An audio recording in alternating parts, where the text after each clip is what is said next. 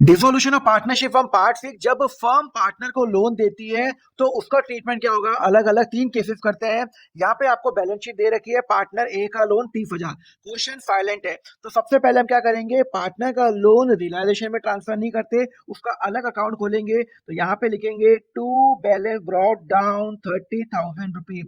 अब यहाँ पे क्वेश्चन साइलेंट है, पैसा आया या नहीं आया। तो मैं एज्यूम करूंगा कि भाई मुझे पैसा पूरा, जो मेरी बुक वैल्यू पे मेरा पैसा आ गया और मेरा कैश अकाउंट चले जाएगा यहाँ पे पार्टनर ए लोन अकाउंट, और रियलाइजेशन अकाउंट के अंदर कुछ नहीं आएगा। केस नंबर 2 जहाँ पे लिखा हुआ है पार्टनर ए लोन, ध्यान रखना ये एसेट साइड की बात कर रहा हूँ, और पार्टनर ए ने 35,000 रुपीज मुझे कैश दे दिया। तो सबसे पहले तो यहाँ पे मैं लिखूंगा to balance brought down 30,000 rupees. उसने मुझे कितना कैश दिया, मुझे कैश दिया 35,000 रुपीज। इसका मतलब है 5,000 रुपये ज्यादा है। तो जो भी मेरा ज्यादा होगा वो मैं ट्रांसफर कर लूंगा रियलाइजेशन के क्रेडिट साइड के अंदर, पार्टनर ए लोन के अंदर 5,000 रुपीज। क्लियर है, समझ में आया?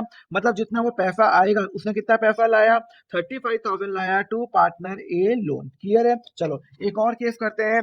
यहाँ लिखा हुआ है कि पार्टनर ए लोन 30,000 है और उसने भाई साहब 25,000 ही दिए। तो यहाँ पे मेरा बैलेंस कितना है, 30,000 है। उसने मुझे कैश कितना दिया, सर मुझे कैश दिया 25,000 रुपए। तो यहाँ पे 25,000 रुपए तो मेरा आ जाएगा पार्टनर ए लोन। अब यहाँ पे मेरा शॉर्टेज कितना पड़ रहा है, 5,000। तो जो मेरा शॉर्टेज पड़ेगा वो मेरा नुकसान है, और वो यहाँ ट्रांसफर हो जाएगा टू पार्टनर ए लोन 5,000 रुपए। मतलब अगर क्वेश्चन साइलेंट है तो हम यही एज्यूम करेंगे कि पूरा पैसा आ गया। क्वेश्चन में लिखा हुआ है 25,000, तो 25,000 आया, बाकी 5,000 रुपए मैं रिलेशन में ट्रांसफर करूंगा। और ये रहा इसके यहाँ पे नोट्स है, cash account debit, relation account debit to partner loan, और अगर पार्टनर लोन साइलेंट है। ऐसी फंडा के लिए फॉलो करो अकाउंट फंडा।